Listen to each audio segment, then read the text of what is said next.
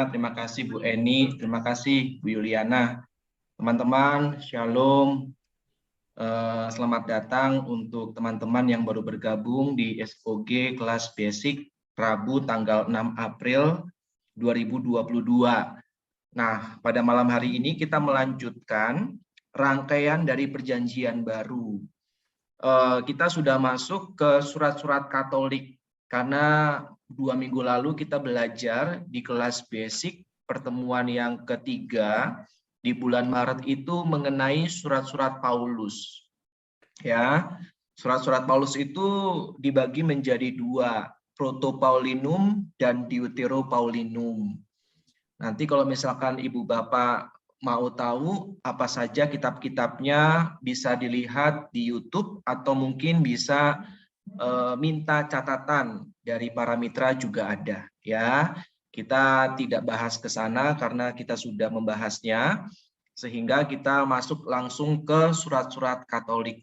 Saya akan share screen Ibu Bapak. Oke. Nah, Ibu Bapak coba pegang Alkitabnya. Ya.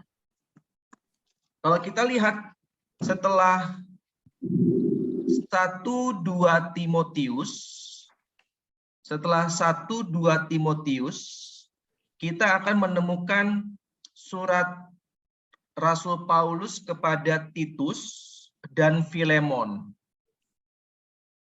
Jadi Ibu Bapak, Timotius, Titus, dan Filemon itu adalah surat Rasul Paulus yang ditujukan kepada pribadi. Ingat, pribadi. Ya, kepada individu. Kalau sebelumnya dari Roma, kemudian silakan dilihat Alkitabnya, 1-2 Korintus, Galatia, Efesus, Filipi, Kolose, 1-2 Tesalonika itu surat Rasul Paulus kepada jemaat. Ya. Nah, kalau untuk yang 1-2 Timotius, Titus dan Filemon ditujukan kepada pribadi. Lalu yang berikutnya, surat 1-2 Timotius dan Titus sering disebut surat pastoral. Saya ulang sekali lagi ya, 1-2 Timotius dan Titus seringkali disebut sebagai surat pastoral. Kenapa kok disebut surat pastoral? Karena isinya mengenai bagaimana membimbing jemaat, bagaimana membangun jemaat. Jadi Ibu Bapak, kalau misalkan kita punya kerinduan untuk menjadi seorang pemimpin dalam sebuah komunitas, maka kita wajib rasanya untuk baca surat 1-2 Timotius dan juga Titus. Karena di sini kita akan banyak menemukan nasihat-nasihat atau bimbingan-bimbingan mengenai bagaimana membangun jemaat. Ya. Coba kita lihat contohnya ya, agar Ibu Bapak ada gambarannya. Kita lihat di sini 1 Timotius 3 ayat yang ketiga, ayat yang 1 sampai dengan 7. 1 Timotius 3 ayat 1 sampai dengan 7. Perikopnya tentang apa, Ibu Bapak? Syarat-syarat bagi pemilik jemaat. Syarat-syarat bagi penilik jemaat. Nah, Ibu Bapak, saya akan bacakan untuk Anda. Benarlah perkataan ini, orang yang menghendaki jabatan penilik jemaat menginginkan pekerjaan yang indah. Karena itu, perhatikan, penilik jemaat haruslah seorang yang tak bercacat. Nah, maka ini adalah sebuah panduan bagaimana kalau kita mau memilih misalkan ketua lingkungan. atau koordinator persekutuan doa. Lalu berikutnya apa? Suami dari satu istri dapat menahan diri, bijaksana, sopan, suka memberi tumpangan, cakap mengajar orang, bukan peminum, bukan pemarah, melainkan peramah, pendamai, bukan hamba uang. Seorang kepala keluarga yang baik disegani dan dihormati oleh anak-anaknya. Jika seorang tidak tahu mengepalai keluarganya sendiri, bagaimanakah ia dapat mengurus jemaat Allah? Nah, ya, lihat ini. Janganlah ia seorang yang baru bertobat. Nah, ini penting. Ya. Baru bertobat lalu diminta untuk daftar jadi pewarta.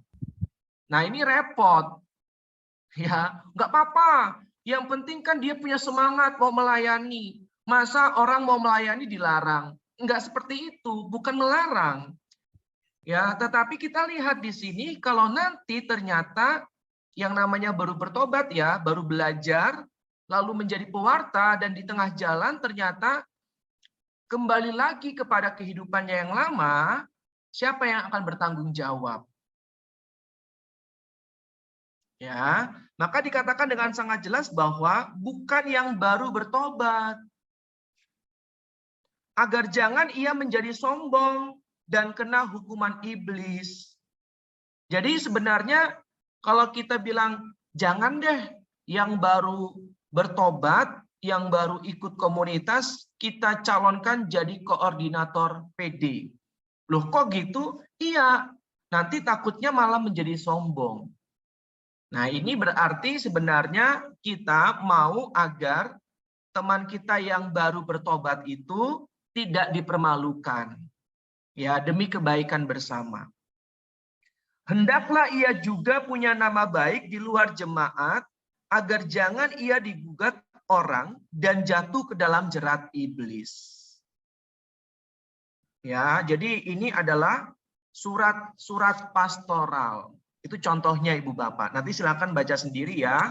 1, 2 Timotius dan Titus. Sekarang kita masuk ke dalam surat-surat Katolik. Kenapa disebut surat-surat Katolik? Karena ditujukan kepada jemaat secara universal. Ya, orang-orang Kristen yang di luar Yerusalem, di luar Palestina. Katolik itu kan artinya universal. Ya, katholos, universal. Ya, artinya umum. Jadi surat ini ditujukan bukan hanya untuk jemaat tertentu, tetapi ditujukan untuk semua jemaat karena sifatnya universal. Nah, kalau kita berbicara mengenai surat-surat Katolik, itu ada 7, Ibu Bapak. Setelah Filemon, kita akan menemukan Ibrani. Ibrani ini tidak termasuk surat-surat Katolik, pun tidak termasuk surat-surat Paulus. Jadi ingat Ibu Bapak, surat Ibrani bukan Rasul Paulus yang menulisnya. Coba baca. Coba buka kitab Ibrani. Apa judulnya? Surat kepada orang Ibrani. Betul nggak? Betul ya? Surat kepada orang Ibrani. Tapi kalau kita lihat Filemon, coba. Apa judulnya? Surat Paulus kepada Filemon. Surat Paulus kepada Filemon. Ada perbedaan nggak? Ada. Ada ya. Perbedaannya adalah kalau di surat kepada orang Ibrani tidak ada nama Paulusnya. Maka surat kepada orang Ibrani bukan Paulus. atau bukan atas nama Paulus yang menulisnya. Ini seringkali salah. Surat Rasul Paulus kepada jemaat Ibrani. Enggak. Ya. Sampai sekarang tidak ada yang tahu siapakah penulis dari surat kepada orang Ibrani. Tidak ada yang tahu. Yang tahu hanya dirinya dan Tuhan katanya. Ya.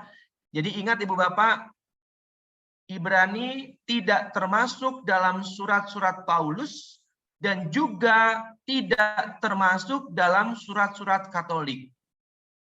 Lalu pertanyaan berikutnya, manakah yang termasuk surat-surat Katolik? Ada 7, dimulai dari Yakobus. Yakobus, 1 dan 2 Petrus, 1, 2, 3 Yohanes, dan Yudas. Total ada berapa? Yakobus, 1, 2 Petrus, 1, 2, 3 Yohanes, dan Yudas. Itulah surat-surat Katolik.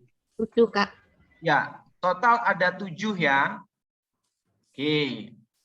Tapi malam hari ini kita bahas 1, 2 Petrus dan 1, 2, 3 Yohanes. Untuk Yakobus dan juga Yudas, silakan Ibu Bapak baca sendiri ya, karena waktu kita sangat terbatas. Oke, kita masuk ke 1 dan 2 Petrus. Ibu Bapak lihat di sini. Ya, saya udah jelaskan di paragraf yang pertama. Dalam Perjanjian Baru, selain surat-surat Paulus, terdapat 7 tulisan biasanya disebut surat-surat Katolik, yaitu Yakobus, 1, 2 Petrus, 1, 2, 3 Yohanes, dan Yudas. Sejak semula, surat-surat ini diberi judul nama pengirimnya, bukan nama penerimanya seperti surat-surat Paulus. Ini perbedaannya, Ibu Bapak. Kalau surat-surat Paulus itu namanya berasal dari nama penerimanya, yaitu jemaat dan pribadi.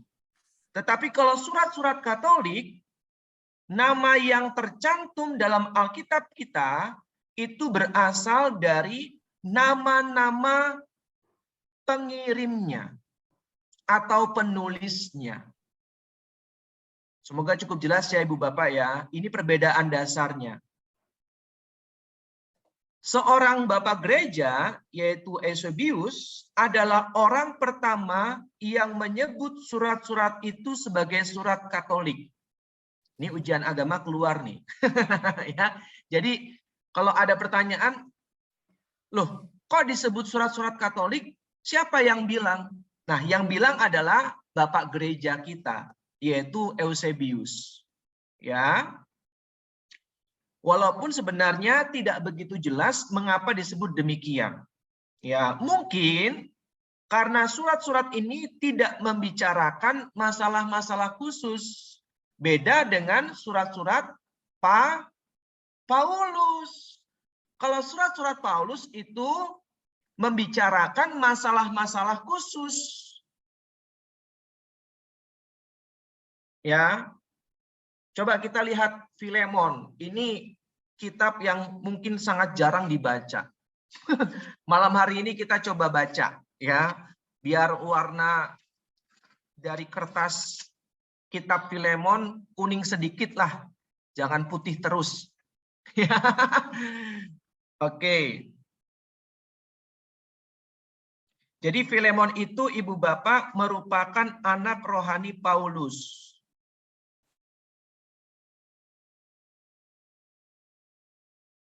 Ya, jadi Filemon itu punya seorang budak, namanya Onesimus. Intinya itu, Onesimus ini mencuri, ya, dari majikannya, yaitu Filemon. Lalu sampai ke pertemuan dengan Paulus. Dan akhirnya Paulus mempertobatkan Onesimus dan meminta Onesimus untuk pulang kembali kepada majikannya Filemon sambil membawa surat ini. Nah, itu konteksnya. Jadi Onesimus itu budak yang mencuri dari majikannya Filemon. Lalu dia pergi sampai akhirnya singkat cerita ketemu dengan Paulus. Paulus mempertobatkannya dan membaptisnya, lalu meminta Onesimus ini pulang lagi ke Filemon majikannya sambil bawa surat itu. Nah, surat itu ya ini, surat Paulus kepada Filemon. Saya bacakan ya untuk Ibu Bapak ya. Filemon bab 1 ayat 8, sebenarnya nggak perlu bab sih karena cuma satu bab ya. Jadi langsung aja ke ayatnya ya. Filemon ayat 8 sampai seterusnya. Karena itu sekalipun di dalam Kristus aku mempunyai kebebasan penuh untuk memerintahkan kepadamu apa yang harus engkau lakukan. Tetapi mengingat kasihmu itu, perhatikan, lebih baik aku memintanya daripadamu.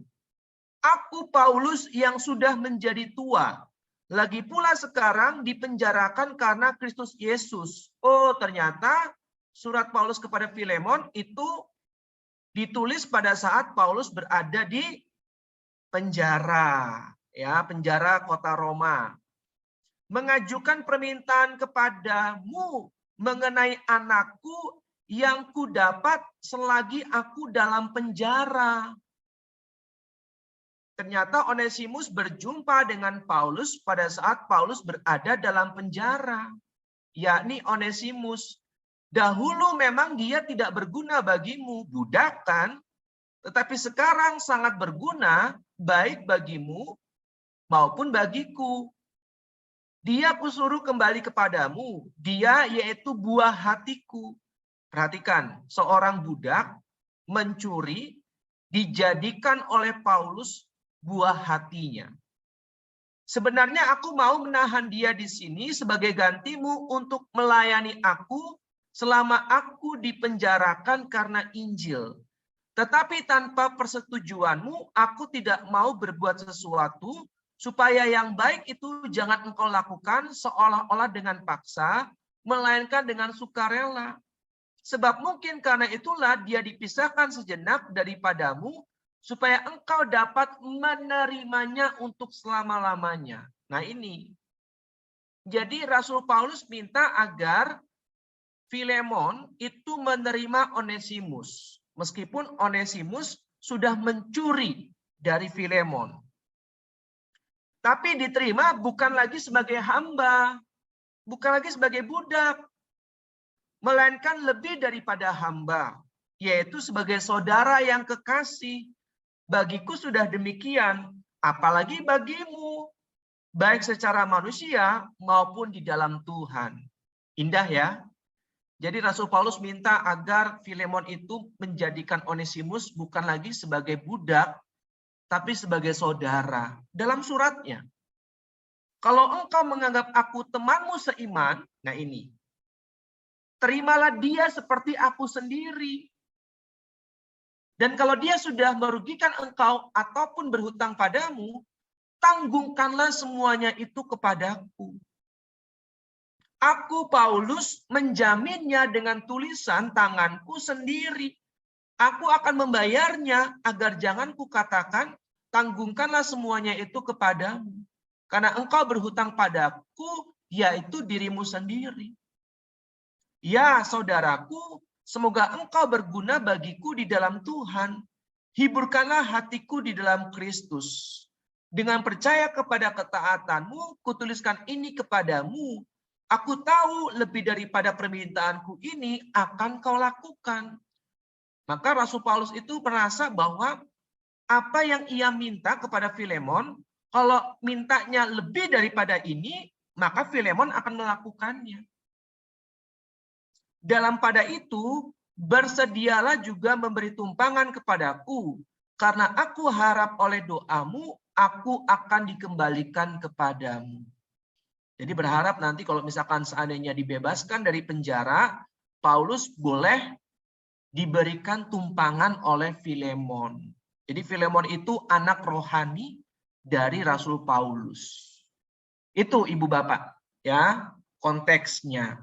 Jadi minta agar budak dari Filemon, siapa tadi namanya?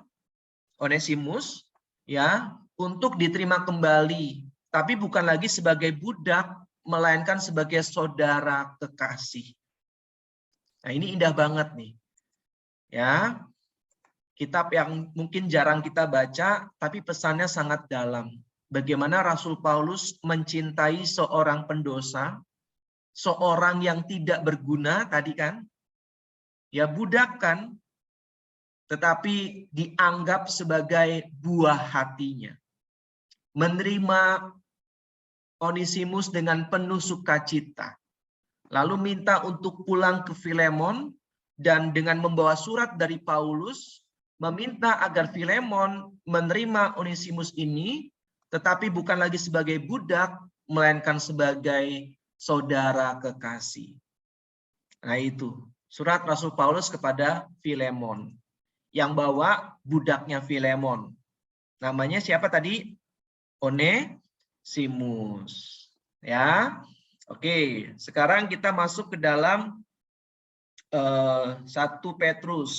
Silakan Ibu Bapak lihat di sini. Petrus mengirim surat ini dari Babylon.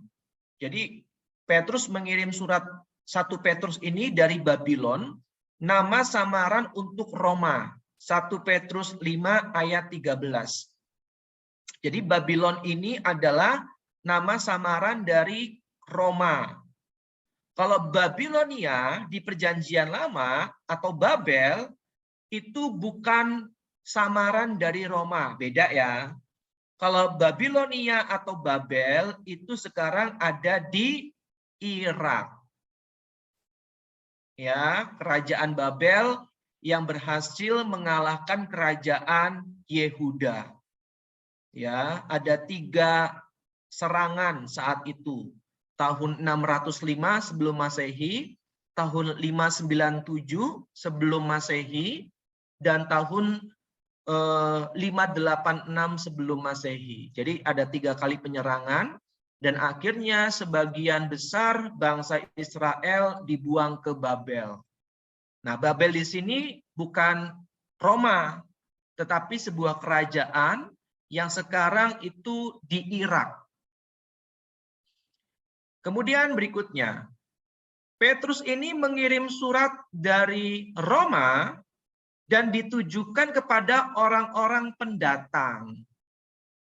Ya, orang-orang pendatang itu tersebar di Pontus, Galatia, Kapadokia, Asia Kecil, dan Bitinia. Ya, kurang lebih sekarang di daerah mana? Turki. Ya, maka kalau kita ke Turki itu banyak sekali itu jejak-jejak Rasul Paulus di sana. Ya, karena memang Rasul Paulus banyak berkarya juga di daerah Turki. Ya.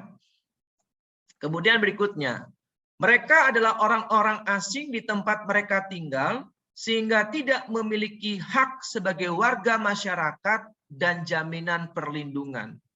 Jadi mereka itu adalah orang-orang asing, Ibu Bapak. Yuk kita buka 1 Petrus 5 ayat 13.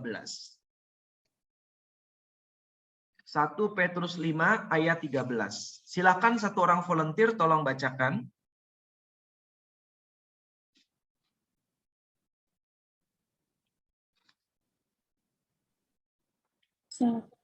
Satu Petrus 5 ayat 13.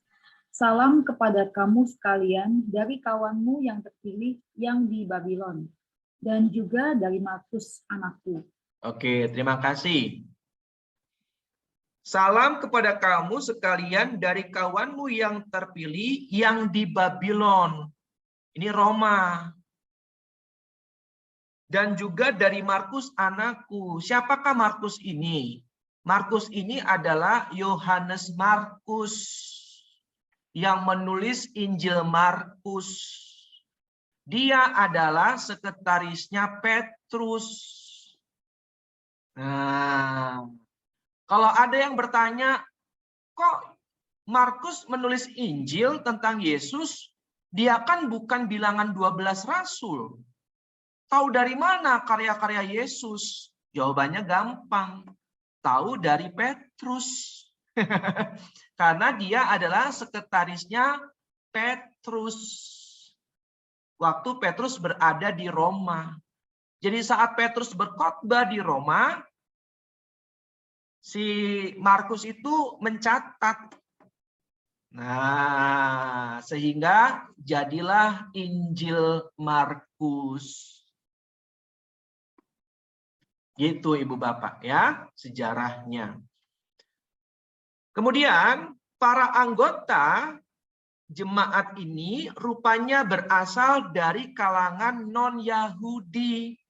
Dan mereka baru saja menjadi percaya.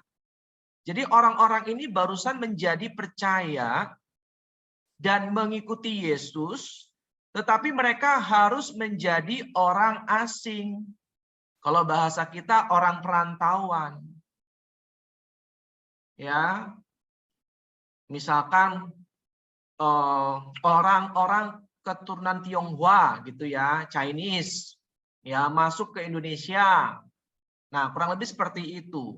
Ya, sebagai minoritas, ya mau buat KTP aja dipersulit, ya mau buat kartu keluarga aja dipersulit. Kenapa? Karena pendatang. Jelas Ibu Bapak ya gambarannya ya. Nah, mereka juga seperti itu. Mereka adalah orang-orang pendatang dan tersebar di daerah Pontus, Galatia, Kapadokia, Asia Kecil, dan Bitinia. Mereka ini adalah orang-orang yang baru saja menjadi percaya. Lalu yang berikutnya, mereka itu termasuk golongan rendah dalam masyarakat. Ya, golongan yang sangat marginal, sangat miskin. Sehingga Petrus harus menyampaikan nasihat khusus bagi para budak. Baca 1 Petrus 2 ayat 18. Jadi kita bisa tahu Ibu Bapak konteks dari 1 Petrus itu apa. Sehingga pada saat kita pewartaan, kita bisa beritahu, infokan kepada pendengar. Ini loh latar belakang sejarahnya. Ya, silakan satu orang volunteer tolong bacakan 1 Petrus 2 ayat 18. Hai kamu, hamba-hamba, tunduklah dengan penuh ketakutan kepada Tuanmu, bukan saja kepada yang baik dan peramah, tetapi juga kepada yang bengis. Oke, terima kasih Bu Eni. Sama-sama. Nah, ini nasihat Rasul Petrus kepada mereka. Karena mereka akan berada di mana? Iya, ada yang bocor. Mereka berada di mana? Di tempat asing kan? Dan mereka itu menjadi budak di tempat asing itu.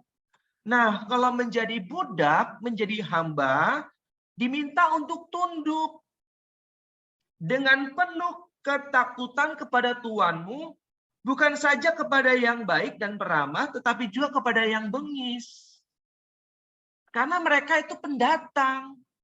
Kalau mereka melawan, mereka berani menantang, ya pasti mereka akan diusir.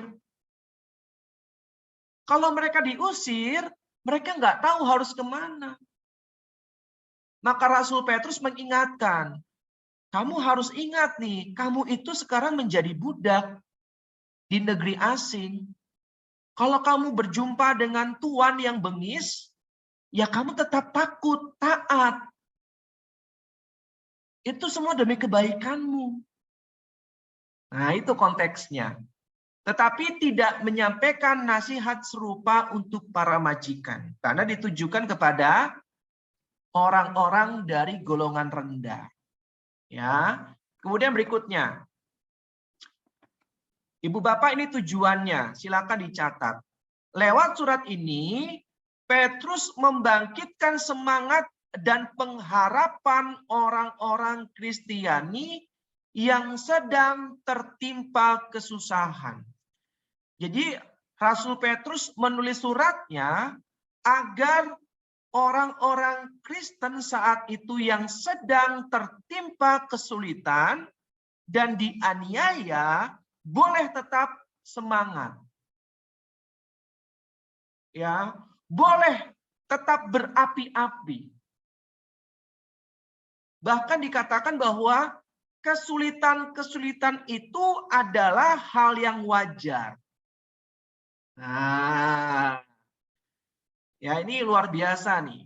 Jadi Petrus itu membangkitkan semangat dan pengharapan kepada orang-orang Kristen saat itu sebagai seorang yang tinggal di negeri asing, yang nggak punya siapa-siapa, dan mereka hidupnya penuh dengan sengsara, susah, tetapi Rasul Petrus tetap memberikan semangat dan pengharapan dan mengingatkan bahwa kesulitan-kesulitan itu adalah hal yang wajar. Jadi memang orang Kristen itu udah terbiasa menderita, Ibu Bapak. Ya, orang Kristen itu udah terbiasa hidupnya menderita. Ya, dari jemaat perdana. Karena itu, Petrus mengajak jemaat untuk bersukacita dalam penderitaan Kristus, supaya juga boleh bersukacita pada waktu ia menyatakan kemuliaannya. Ini konteksnya, Ibu Bapak. Jadi kita tahu nih, oh ternyata kenapa ya Petrus kok mengajak orang-orang ini bersukacita dalam penderitaan? Karena jawabannya mereka sedang berada di negeri asing. Nggak punya siapa-siapa. Udah gitu orang susah, orang miskin, jadi budak. Maka Petrus memberikan semangat bahwa tetap ada sukacita meskipun kita menderita. Sehingga kita boleh juga merasakan sukacita pada saat Yesus menyatakan kemuliaannya. Jadi beda Ibu Bapak ya. Kalau sekarang mungkin badai pasti berlalu, ya kan? Tuhan akan memenangkan masalah-masalah kita, ya. Bahwa Tuhan kita lebih besar daripada masalah-masalah kita. Nah, itu nggak ada tuh dalam surat Petrus ini. Ya, tetapi Petrus justru bilang bahwa tetap bersukacita. Meskipun sakit, menderita, bersukacita. Karena kalau kita bersukacita dalam penderitaan, maka nanti kalau Yesus menyatakan kemuliaannya, kita juga layak bersukacita. Maka Petrus mengajak kepada jemaat ini untuk tetap merasakan penderitaan itu dan menerimanya dengan sukacita. Nah, ini sangat berat Ibu Bapak. Ya, butuh iman dan pengharapan yang sangat dalam. Ya. Maka kalau kita renungkan kembali, terutama 2 tahun kita pandemi, ya keadaannya begitu menderita, begitu sulit, tetapi di dalam penderitaan, di dalam kesulitan, selalu ada pesan yang ingin Tuhan sampaikan. Ya, jadi fokusnya bukan pada pandemi agar cepat berlalu, tetapi fokusnya adalah apa yang Tuhan inginkan di balik pandemi ini. Nah itu, ya, oke. Ini memang butuh kedalaman kedalaman iman ya Ibu Bapak ya. Karena kalau kita pikir-pikir sulit rasanya ya untuk bersyukur dan bersukacita dalam pandemi. Iya nggak sih? Saya nggak tahu kalau Ibu Bapak ya. Kalau saya pikir wah diminta untuk bersukacita pada saat pandemi. Ya. Itu rasanya, wah, apalagi sekarang minyak goreng itu mahal banget. Udah pandemi, minyak goreng mahal, semua harga naik, PPN 11%. Waduh, bersukacita gimana Tuhan? Ya kan, teori mah gampang gitu kan, prakteknya sulit. Nah, maka kita butuh Roh Kudus, ya, sehingga kita tidak mengandalkan kekuatan manusia. Maka selanjutnya dikatakan bahwa selayaknya jemaat berbahagia jika dihina karena nama Kristus. Ya, jadi diminta kalau kamu dianiaya karena nama Kristus, kamu layak berbahagia. Wah, ini berat ya. Sebab Roh Allah ada dalam diri mereka. Coba buka 1 Petrus 4 ayat 12 sampai dengan 14. Silakan satu orang volunteer tolong bacakan.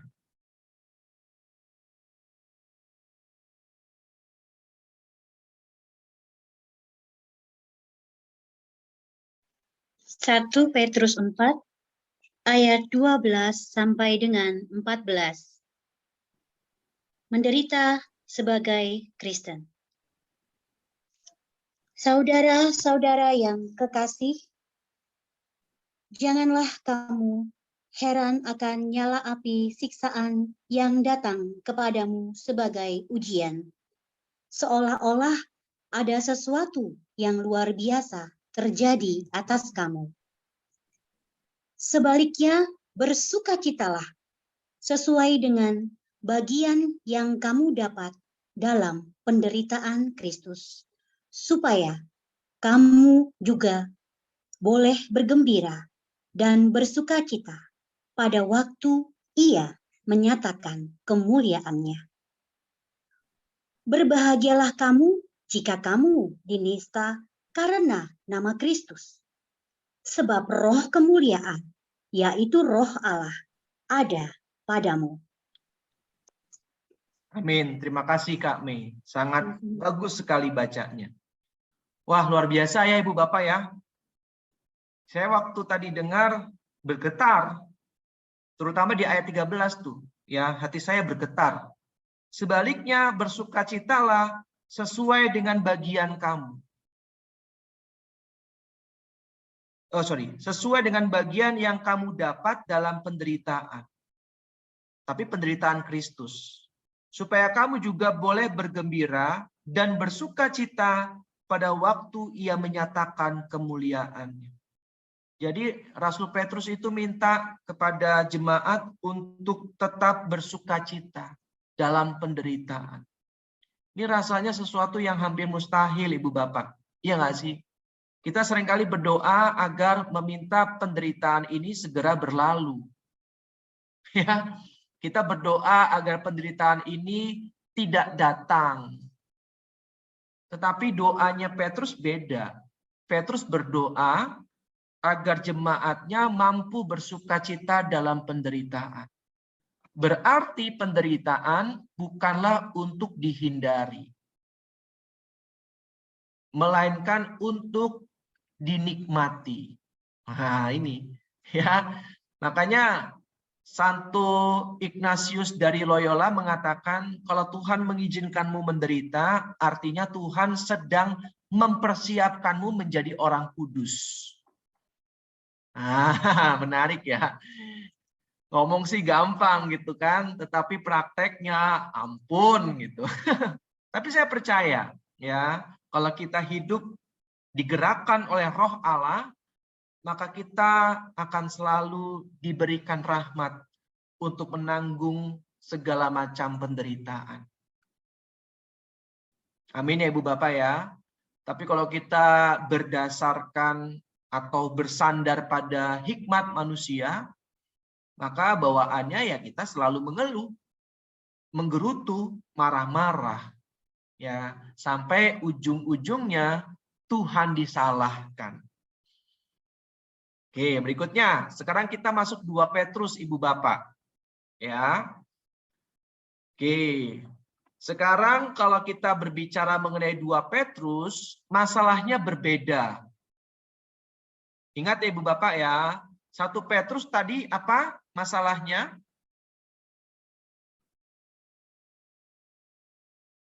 Ya, silakan yang mau berbagi. 1 Petrus tadi apa masalahnya? Dinista, penderitaan. Oke. Jemaat-jemaat Kristen itu adalah orang asing ya, Di tempat-tempat kayak tadi ya, ada Galatia, ada Kapadokia, ada Pontus dan sebagainya, mereka adalah orang-orang asing. Dan mereka adalah orang-orang susah, orang-orang miskin, dan mereka adalah budak. Nah, Petrus menulis surat ya untuk membangkitkan semangat kepada mereka agar tetap bersukacita meskipun menderita, meskipun dianiaya. Itu 1 Petrus. Berbeda dengan 2 Petrus. Ya. Nah, 1 Petrus itu kemungkinan besar yang menulisnya adalah Rasul Petrus sendiri. Seperti yang tadi kita baca dalam 1 Petrus 5 ayat 13. Tetapi kalau 2 Petrus, menurut para ahli tafsir kitab suci, yang menulisnya adalah murid dari Rasul Petrus.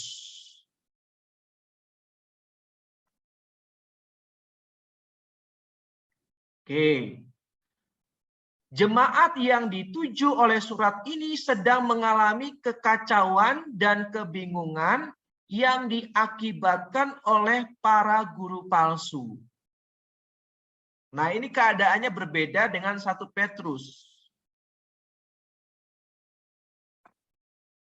Suara saya putus-putus ya Ibu Bapak ya? Atau jelas? Bagus. Lancar, Kak. Oh, lancar, puji Tuhan. Saya lanjut ya. Coba kita buka 2 Petrus 2 ayat 1 dan 17. Silakan satu orang volunteer tolong bacakan.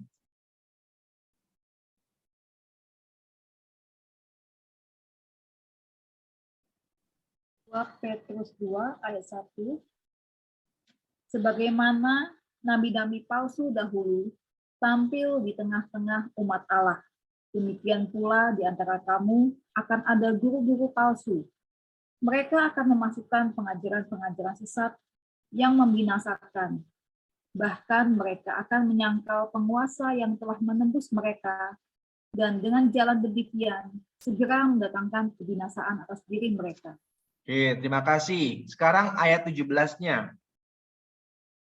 Guru-guru palsu itu adalah seperti mata air yang kering, seperti kabut yang dihalaukan taufan.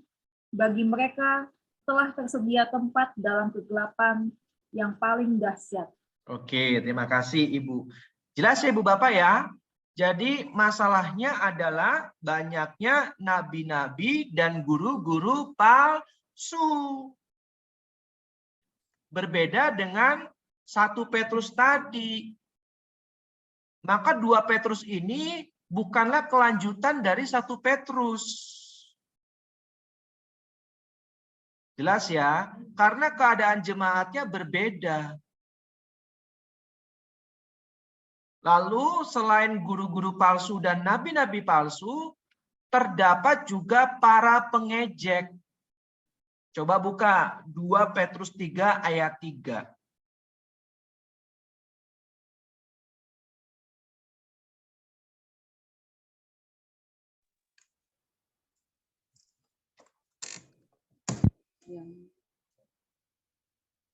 Silakan. Yang terutama harus kamu ketahui ialah bahwa pada hari-hari zaman akhir akan tampil pengejek-pengejek dengan ejekan-ejekan, yaitu orang-orang yang hidup menurut hawa nafsunya. Oke, terima kasih Ibu.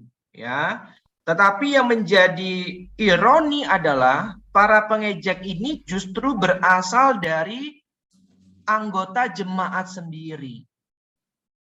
Itu ibaratnya kayak orang Katolik bilang kepada orang Katolik, lu ngapain ke gereja? Ya kan? Lu ngapain ikut persekutuan doa? Buang-buang waktu, yang penting hidup baik, hidup benar, udah cukup. Nah, kurang lebih seperti itu. Ya, ngejek, ngapain ke gereja? Ngapain pelayanan? Dibayar aja enggak? Ya kan? Nah, kurang lebih seperti itu. Ya, yang mengejeknya adalah anggota jemaat sendiri. Lalu, yang menjadi bahan ejekannya adalah, nah ini, ajaran mengenai kedatangan Kristus untuk kedua kalinya, atau parousia ya, parousia, kedatangan Yesus kedua kalinya, parousia. Jadi diejek tuh, coba buka 2 Petrus 3 ayat 2 dan 4.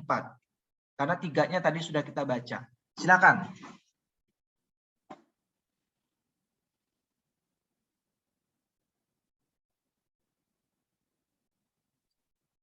Silakan. Supaya kamu mengingat akan perkataan yang dahulu telah diucapkan oleh nabi-nabi kudus dan mengingat akan perintah Tuhan dan juru selamat yang telah disampaikan oleh rasul-rasulmu kepadamu. Kata mereka, di manakah janji tentang kedatangannya itu? Sebab sejak bapa-bapa leluhur kita meninggal, segala sesuatu tetap seperti semula pada waktu dunia diciptakan. Oke, terima kasih Bu Eni. Jadi diejek tuh di ayat yang keempat. Di manakah janji tentang kedatangannya itu? Ya, ini sebuah ironi. Lalu yang berikutnya, jemaat telah menantikan kedatangan Tuhan dengan sungguh-sungguh, tetapi ia tidak kunjung datang. Tindakan para guru palsu itu merongrong kewibawaan ajaran Tuhan sendiri. Ya, silakan baca 2 Petrus 1 ayat 16. Sebab kami tidak mengikuti dongeng-dongeng isapan jempol manusia. Ketika kami memberitahukan kepadamu kuasa dan kedatangan Tuhan kita Yesus Kristus sebagai Raja, tetapi kami adalah saksi mata dari kebesarannya. Ini kewibawaan ajaran Tuhan sendiri. Bahwa Yesus Kristus adalah Raja. Dan mereka itu adalah saksi mata. Mereka adalah tentu para rasul ya. Nah, para guru palsu ini atau para nabi palsu ini itu menggerogoti kewibawaan ajaran Tuhan sendiri. Ibaratnya orang Katolik meragukan ajaran gereja. Saya nggak percaya Bunda Maria. Saya percayanya Yesus Kristus. Nah, itu kan repot. Ya kan? Beriman secara Katolik tapi tidak mengikuti ajaran gereja. Yang diikuti adalah pengertiannya sendiri. Nah, itu artinya merongrong, menggerogoti.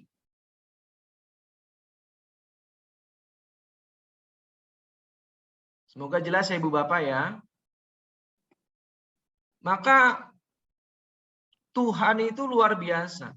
Pada saat ada gerakan reformasi oleh Martin Luther dan kawan-kawan, hadirlah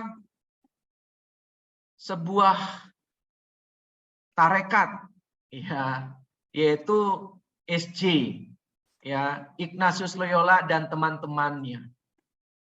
Ya. Dan merekalah orang-orang yang sangat berperan penting dalam mempertahankan kewibawaan gereja Katolik di tengah derasnya reformasi yang dilakukan oleh Martin Luther dan kawan-kawan. Nah ya, jadi itulah sejarah singkatnya. Bagaimana Ignatius Loyola, kemudian Franciscus Xaverius, kemudian Petrus Faber, dan teman-teman yang lain, itu benar-benar mempertahankan kewibawaan gereja. Ya, mereka memperbaiki internal gereja dari dalam, bukan dari luar. Nah, kesalahan Martin Luther itu adalah memperbaiki internal gereja dari luar. Ya kan? Nah, ini yang repot.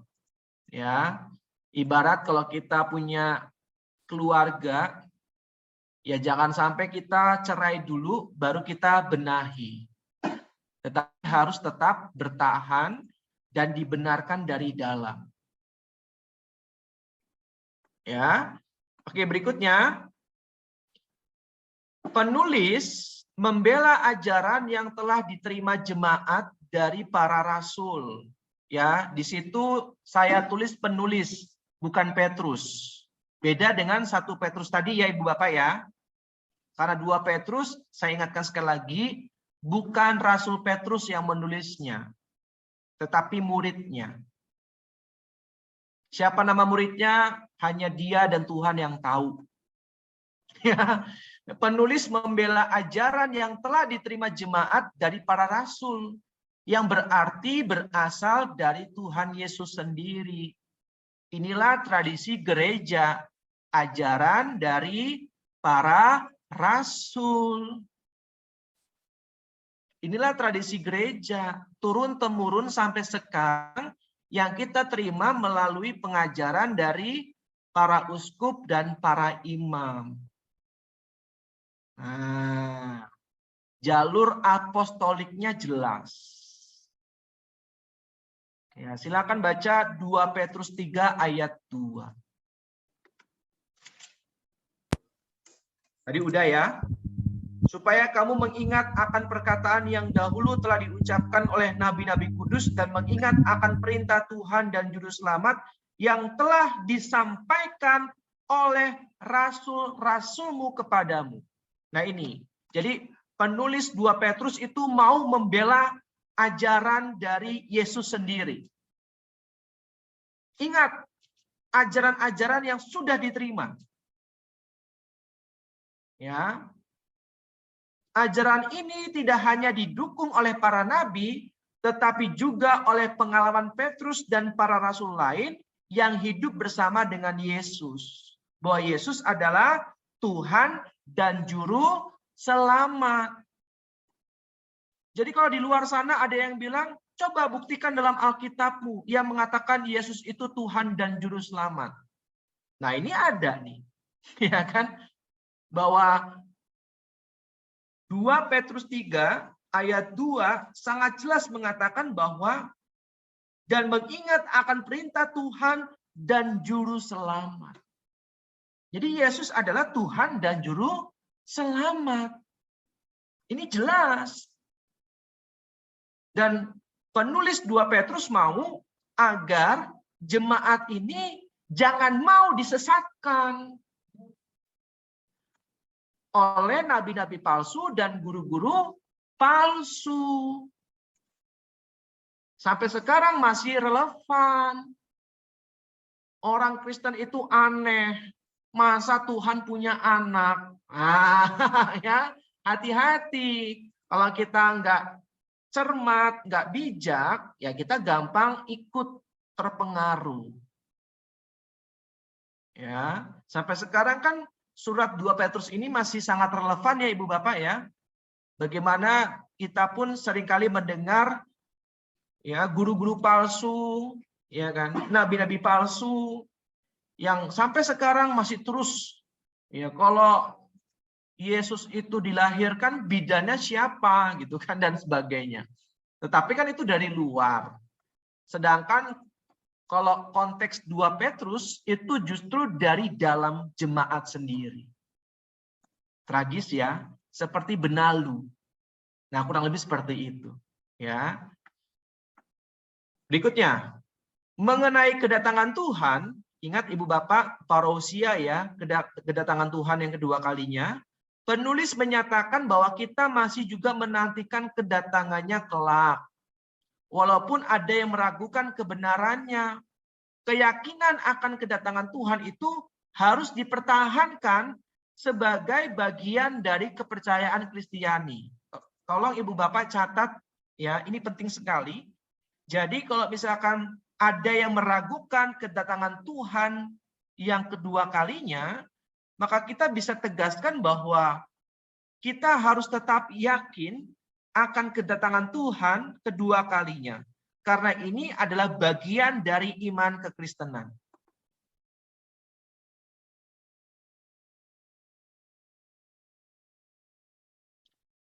Gimana kalau anamnesis? Wafatmu kami kenangkan. kenangkan. Terus kami wartakan, kebangkitan-Mu kami muliakan. Kebangkitanmu Kami muliakan, kami muliakan. Kedatanganmu kami rindukan. Nah, itu setiap kali perayaan Ekaristi kita daraskan. Ya, sehingga kita tetap percaya, beriman akan kedatangan Yesus yang kedua kalinya. Amin ya Ibu Bapak ya, parousia. Jadi jangan sampai ada teman saya bilang kayak gini, bro, Yesus kapan datang?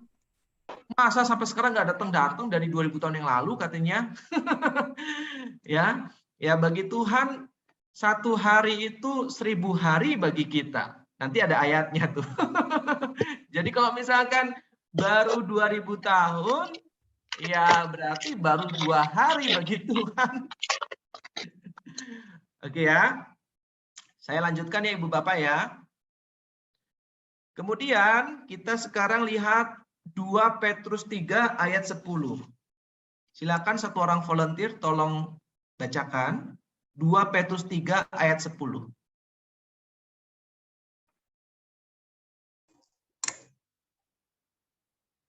2 Petrus 3 ayat 10. Tetapi hari Tuhan akan tiba seperti pencuri. Pada hari itu, langit akan lenyap dengan gemuruh yang dahsyat dan unsur-unsur dunia akan hangus dalam nyala api. Dan bumi dan segala yang ada di atasnya akan hilang lenyap. Oke, terima kasih Kak Yunita. Jelas ya Ibu Bapak ya.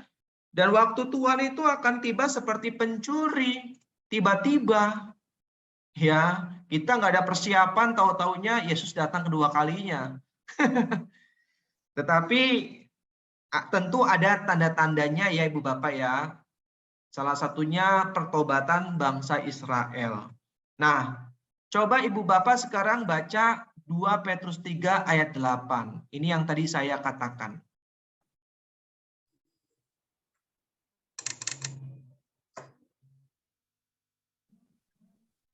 Silakan.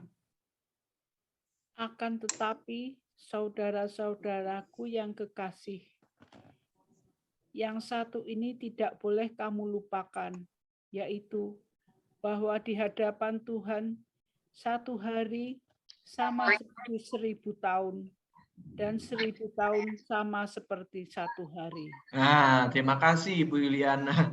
Jadi bagi Tuhan itu 1000 tahun sama seperti 1 hari. Maka hanya Tuhan yang tahu. Ya, hanya Tuhan yang tahu kapan datang kedua kalinya. Ya. Tugas kita hanya beriman dan melakukan banyak kasih. Itu aja. Ya, sehingga kapanpun Yesus datang untuk kedua kalinya, kita diperkenankan untuk masuk dalam kerajaan surga. Ya, karena nanti kalau akhir zaman semuanya dimusnahkan, termasuk purgatorium. Yang tersisa hanyalah neraka dan surga. Nanti di sana akan ada pengadilan terakhir. Yesus sebagai hakim agung yang akan memisahkan mana domba, mana kambing, mana ilalang, mana gandum. Nah, nanti pada saat hari penghakiman. Maka kalau sekarang di dunia kita melihat kok banyak ketidakadilan. Kenapa kok Tuhan diam aja? Ya, karena memang belum waktunya. Ya, penghakiman Tuhan itu kan penghakiman dalam kekekalan. Ya, karena Tuhan itu kan kekal, bukan penghakiman di dunia. Yesus kan juga bilang, kerajaanku bukan dari dunia ini. Ya kan? Sehingga ya kalau misalkan ada ketidakadilan dalam dunia, itu akibat dari kehendak bebas manusia yang lebih memilih dosa. Sehingga mereka semua nanti akan diadili dalam pengadilan terakhir. Jelas ya Ibu Bapak ya? Tentu ingat sebuah cerita dari Lazarus dan orang kaya. Ingat ya Ibu Bapak ya, kisah itu ya? bagaimana Lazarus itu merasakan ketidakadilan. Sudah miskin, badannya penuh dengan borok, minta makan nggak dikasih. Ya kan? Lalu yang orang kaya itu hidup dalam segala kekayaannya. Makan enak dan banyak. Rasanya kan nggak adil ya Ibu Bapak ya. Tetapi pada saat mereka berdua meninggal dunia, terdapat jurang yang tidak dapat diseberangi. Di mana Lazarus berada di pangkuan Abraham, tetapi orang yang kaya itu berada di tempat yang paling gelap. Nah itu, ya. Jadi ketidakadilan di dunia itu sifatnya sementara. Ya, kelak kita akan mengalami keadilan dalam kekekalan. Itu maksudnya. Maka kalau kita punya iman seperti ini dan kita merasa kok rasanya dunia nggak adil, nah kita ingat bahwa ketidakadilan di dunia sifatnya sementara. Ya, ada orang kerja keras gitu kan, benar-benar banting tulang seperti mohon maaf misalkan driver online, tapi kok nggak kaya-kaya gitu kan.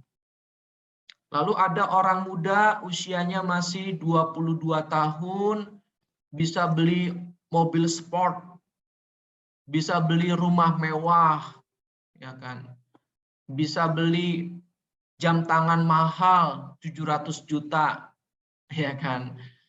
Rasanya kok nggak adil gitu ya. Nah, tetapi ingat bahwa ketidakadilan di dunia sifatnya sementara. Ya, sehingga kita akan mengalami keadilan di dalam pengadilan terakhir.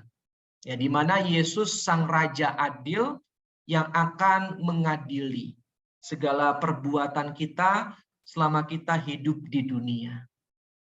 Maka sebagai umat beriman, seandainya kalau kita diperlakukan secara tidak adil, maka ingat akan pengadilan terakhir. Ya, oke. Kemudian berikutnya, penulis juga menyerang balik para guru palsu itu. Kenapa?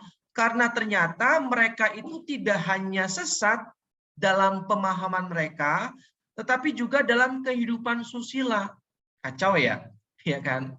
Ia menyebut mereka sebagai orang jahat yang menuruti hawa nafsu rendah, suka berfoya-foya, berzina, menghujat, serakah, mencari untung, angkuh, cabul, hampa dan kosong, buta, pelupa, picik, menipu orang lain, menyalahgunakan surat-surat Paulus, nah ini, dan menyiarkan cerita-cerita isapan jempol dan ajaran sesat. Jadi diserang balik oleh penulis 2 Petrus ini. Bahwa mereka, guru-guru palsu dan nabi-nabi palsu itu bukan hanya punya pemikiran yang sesat, tetapi perbuatannya juga sesat. Ya, jelas Ibu Bapak ya. Oke, sekarang 1, 2, 3 Yohanes. Sebelumnya, coba Ibu Bapak buka 2 Petrus 2.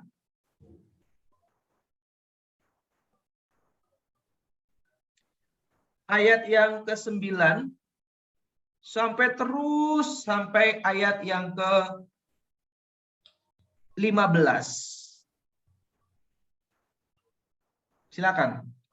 2 Petrus 2 ayat 9 sampai dengan 15. Kalau enggak selesaikan aja deh sampai dengan 19. Silakan. Barang siapa berkata bahwa ia berada di dalam terang, tetapi ia membenci saudaranya, ia berada di dalam kegelapan sampai sekarang. Barang siapa Ibu, mohon maaf, 2 Petrus 2. 2 Petrus 2. Ayat 9 sampai dengan 19.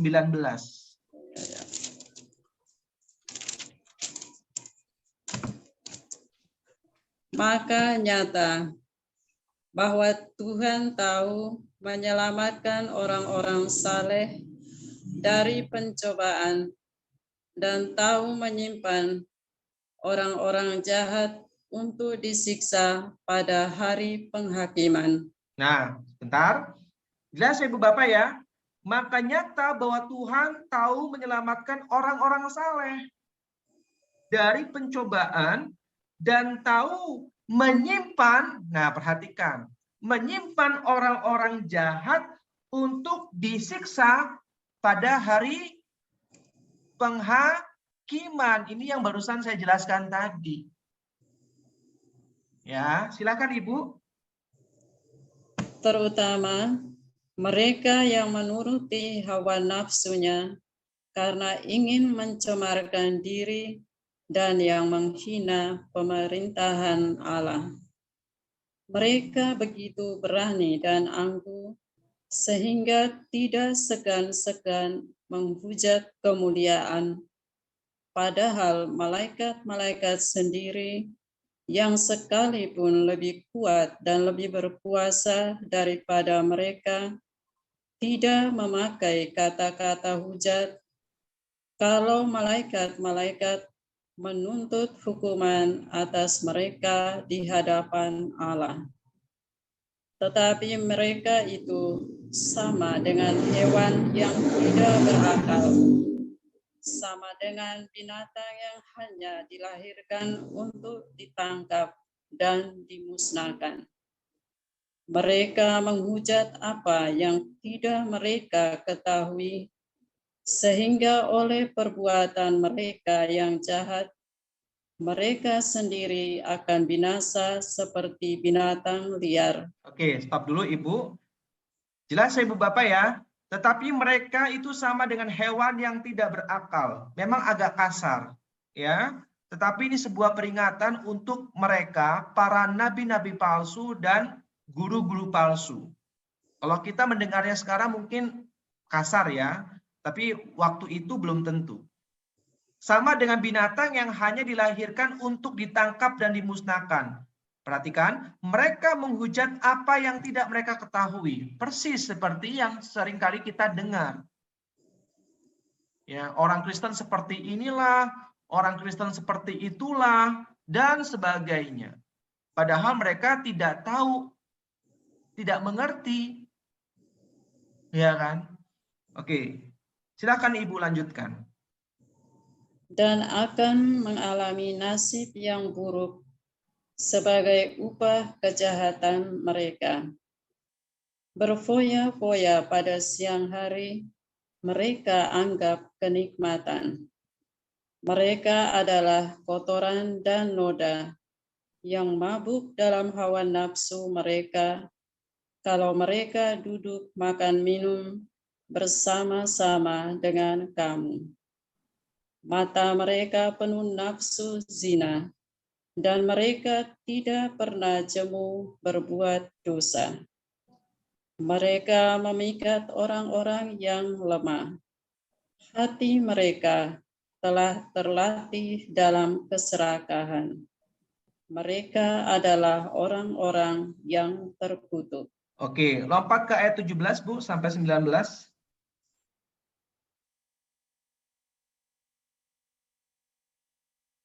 Oleh karena mereka telah meninggalkan jalan yang benar, maka tersesatlah mereka, lalu mengikuti jalan Bileam anak Beor, yang suka menerima upah untuk perbuatan-perbuatan yang jahat.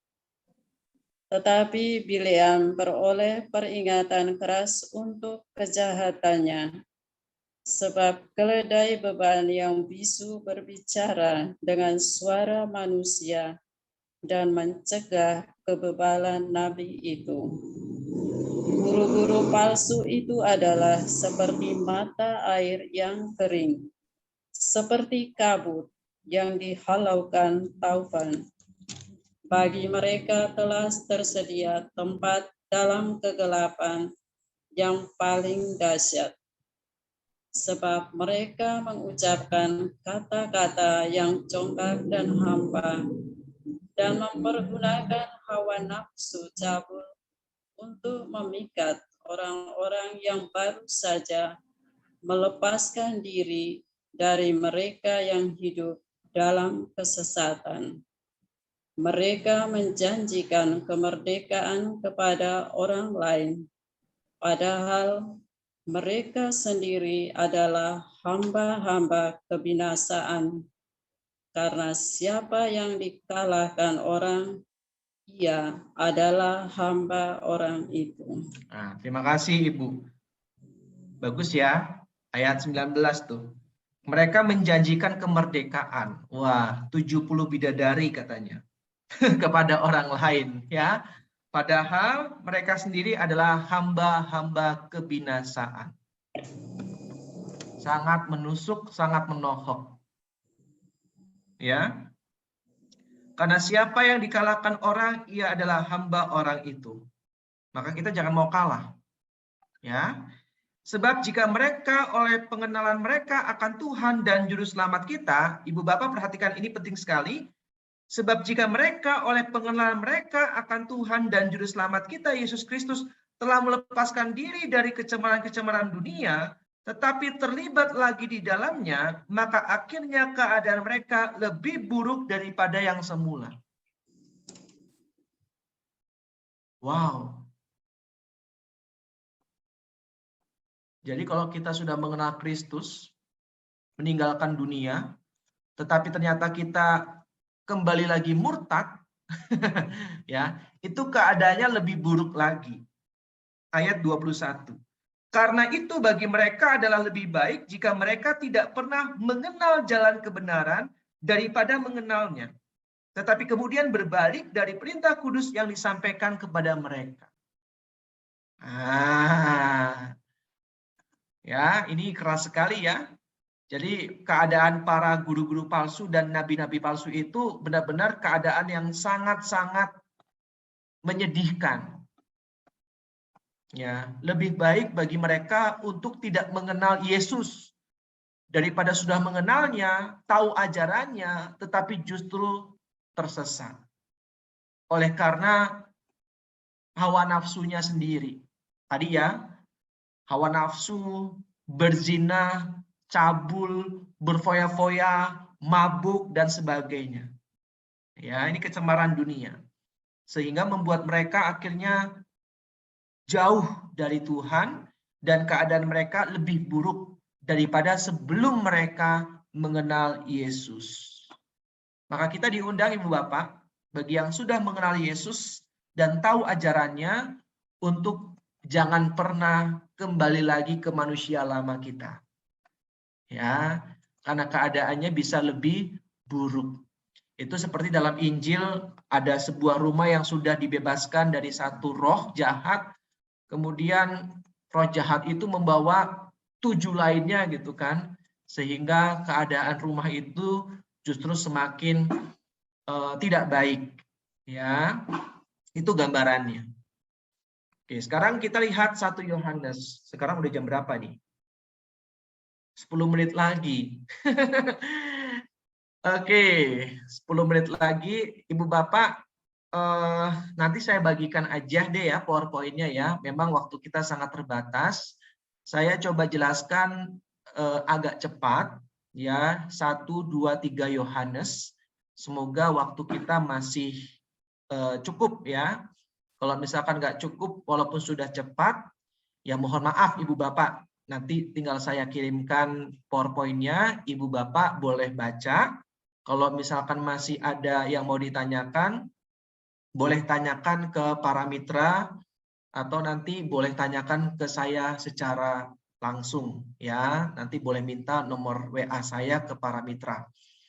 Oke, 1 Yohanes. Jemaat yang dituju oleh surat ini menghadapi ancaman dari antara orang Kristiani yang menyimpang dari iman sejati. Ya, ini sama seperti keadaan jemaat 2 Petrus. Ya, tetapi kalau tadi 2 Petrus itu nabi-nabi palsu dan guru-guru palsu, Kalau dalam 1 Yohanes itu mereka disebut antikristus. Ya, karena menyangkal kebenaran tentang Yesus Kristus. Itu antikristus namanya. Menyangkal kebenaran tentang Yesus Kristus. Mereka menyangka bahwa keselamatan tidak datang dengan masuknya anak Allah ke dalam dunia, sehingga karya Yesus selama di dunia, termasuk kematiannya di kayu salib, tidak memiliki makna apapun bagi keselamatan manusia. Itulah antikristus. Tidak percaya bahwa Yesus adalah Tuhan dan Juru Selamat, dan menyangkal kebenaran mengenai Yesus Kristus, Sang Mesias. Silakan kita buka 1 Yohanes 2 ayat 18 dan 19. Silakan satu orang volunteer tolong bacakan 1 Yohanes 2 ayat 18 dan 19.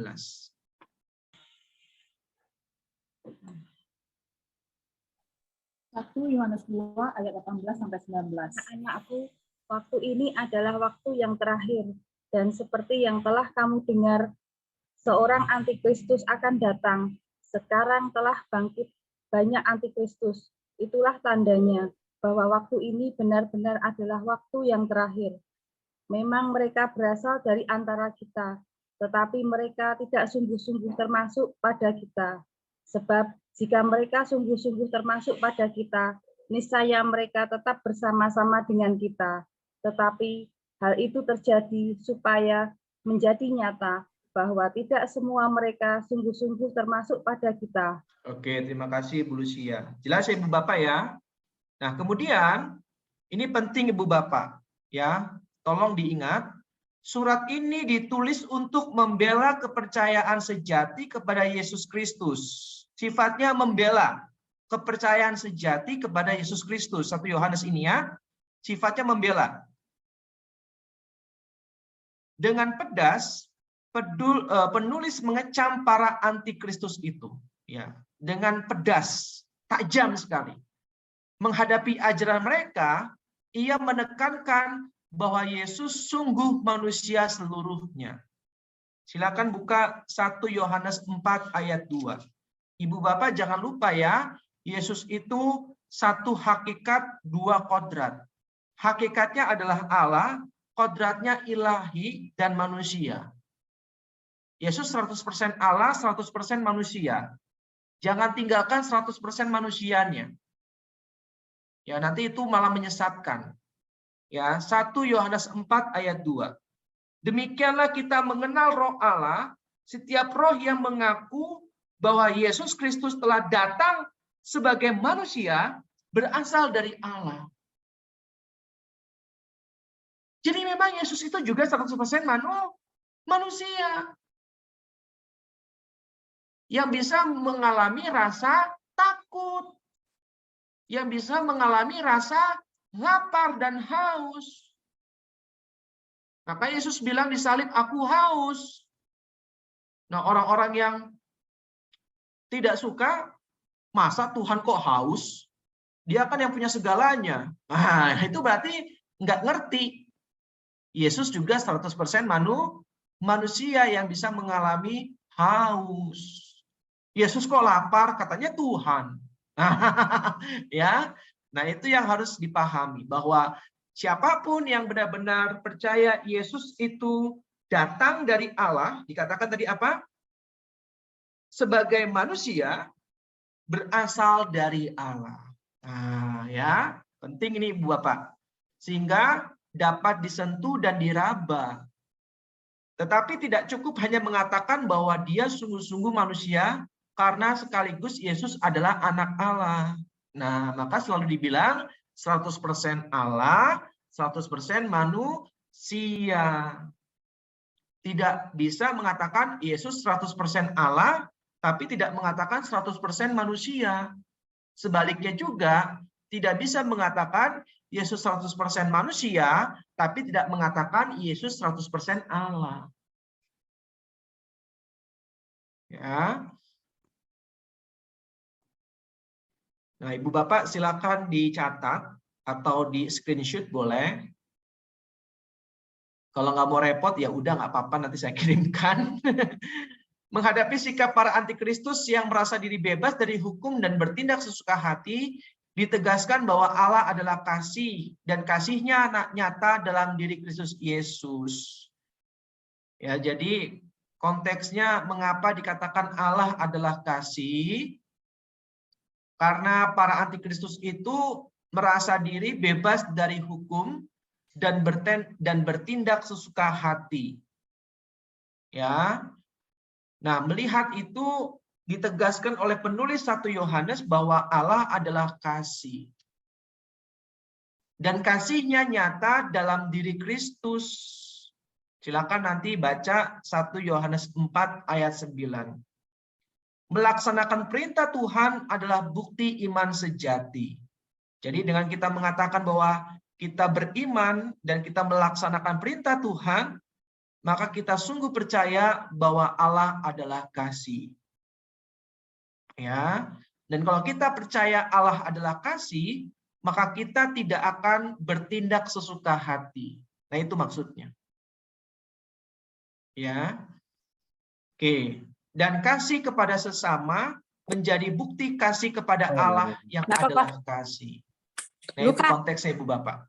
Ya, jadi kita nggak bisa bertindak sesuka hati seperti para antikristus itu, tapi kalau kita percaya bahwa Allah adalah kasih, maka kita akan melaksanakan perintah Tuhan.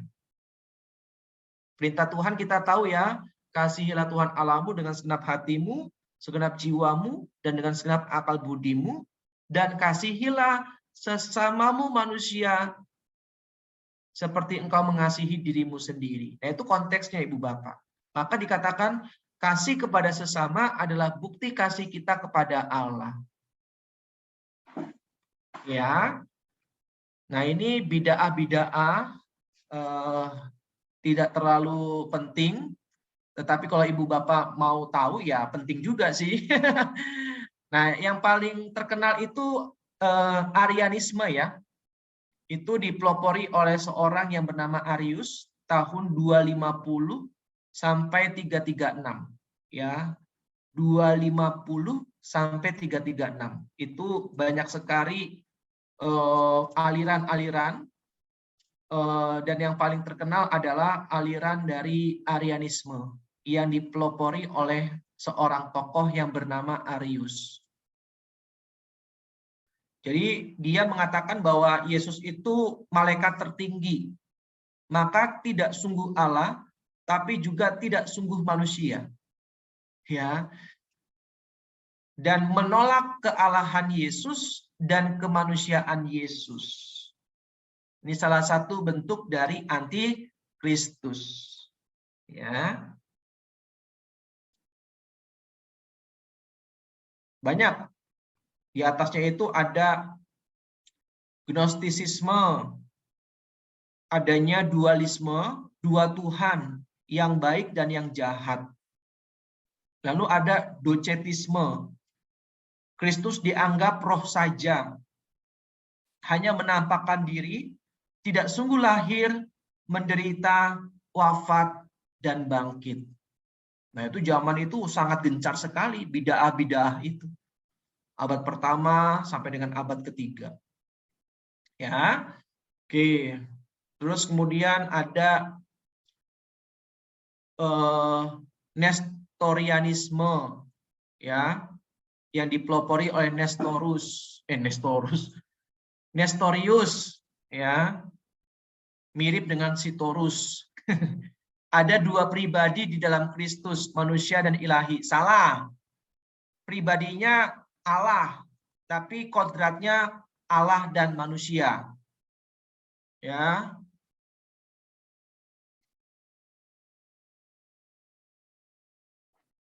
Oke, bawa-bawanya nggak usah.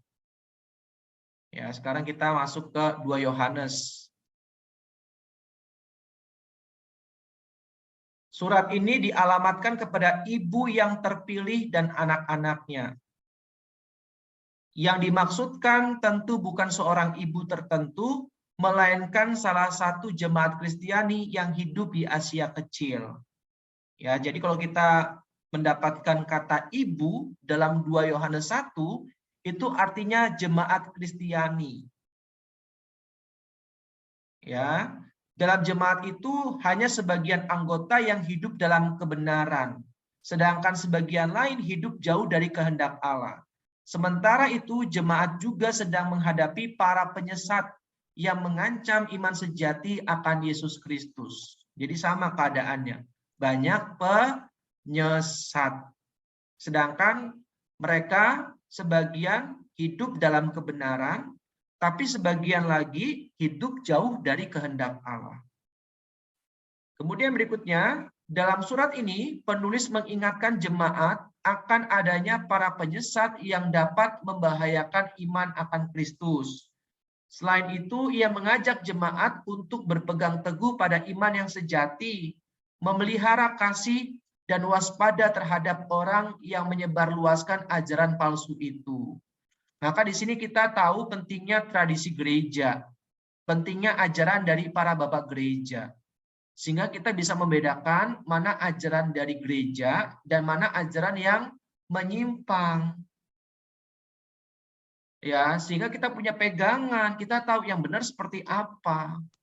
Nah, kalau kita nggak tahu yang benar seperti apa, maka kita mudah goyah imannya, mudah ikut arus. Tapi karena kita tahu yang benar seperti apa melalui ajaran resmi gereja, maka itulah yang kita pegang. Dan kita nggak bisa pilih-pilih. Saya percaya Yesus adalah anak Allah. Tapi saya nggak percaya mengenai purgatorium. Nah itu nggak boleh. Masa kita beriman, ya, tetapi ajaran gereja kita pilih-pilih. Mana yang kita setuju, mana yang enggak. Sama bro, gue nggak setuju dengan purgatorium. Ya, Yesus kan wafat sekali untuk selama-lamanya. Yang penting kita percaya melakukan kasih, kita masuk surga. Ya, ada loh teman saya yang bilang seperti itu. Ya. Jadi hanya percaya apa yang menurutnya masuk akal. Nah itu bahaya, ya itu bisa menjadi sesat, ya kita nggak bisa seperti itu, ya kita harus menerima ajaran gereja secara komprehensif, secara utuh. Ya, menghadapi penyesat itu jemaat harus bersikap tegas dan harus memutuskan semua hubungan dengan mereka. Jangan menerima mereka, jangan memberi mereka tumpangan atau menyalaminya. Nah ini Ibu Bapak, tolong diingat ya. Ya kita itu kan harus memberi tumpangan katanya kan. Enggak, kalau orang itu menyesatkan. Ingat, cerdik seperti ular, tulus seperti merpati. Kita punya teman kita misalkan pecandu narkoba. Lalu kita ingat firman Tuhan. Tuhan kan bilang kita harus bergaul dengan siapa saja. Ya kan? Kita nggak boleh pilih-pilih. Kita harus merangkul orang yang terpinggirkan. Ini teman saya kena narkoba, dia ditolak oleh keluarganya. Maka saya harus merangkul dia. Hati-hati. Ya. Jangan-jangan nanti malah kalau banyak bergaul dengan teman-teman yang seperti itu, kita sendiri bisa jatuh dalam narkoba. Ya, maka kita harus bersikap tegas. Ya, kalau bisa putus hubunganlah dengan orang-orang yang mungkin bisa menyesatkan dan menjatuhkan kita. Ya. Oke. Duh. Suara saya sempreng ya di sana, enggak apa-apa. Oke. Nah, sekarang kita masuk ke 3 Yohanes terakhir nih. Surat ini ditujukan kepada seorang sahabat pribadi si penatua yang bernama Gaius. Ingat Gaius, ingat pajak. Ya. Nah, ya, jadi Gaius itu nama tokoh dalam 3 Yohanes Ibu Bapak. Ya, bisa dipastikan. Ya.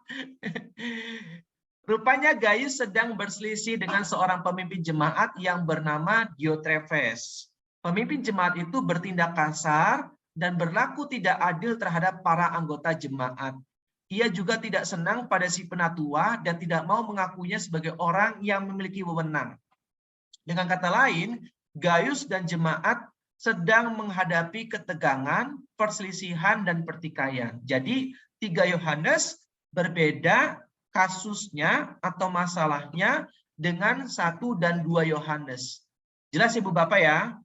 1 dan 2 Yohanes mirip. 1 Yohanes banyak antikristus, 2 Yohanes banyak penyesatan. Tetapi kalau 3 Yohanes itu lebih kepada internal. Ya, karena penatua atau pemimpin jemaat itu bertindak kasar terhadap anggota jemaat. Dan Gaius itu nggak suka. Berselisih, bertikai. Ya, itu konteks dari 3 Yohanes. Surat ini dikirim untuk membereskan pertikaian mengenai kewibawaan yang terjadi dalam salah satu jemaat yang termasuk wewenang Rasul Yohanes. Mengingat adanya orang yang berlaku jahat dengan menolak para rasul, penulis mengingatkan Gaius untuk tetap berlaku baik dan jangan sampai berbuat jahat. Ya, itu tujuannya agar Gaius itu jangan terpancing untuk bertindak jahat. Ya, dan surat ini dikirim untuk membereskan pertikaian yang terjadi saat itu. Jadi kalau misalkan ada PD yang sedang bertikai antar pengurusnya, diminta baca 3 Yohanes. Ya. Dan juga tadi ya, 1-2 Timotius dan Titus, surat-surat pastoral. Oke, selesai. Silakan Ibu Bapak kalau ada pertanyaan. Telat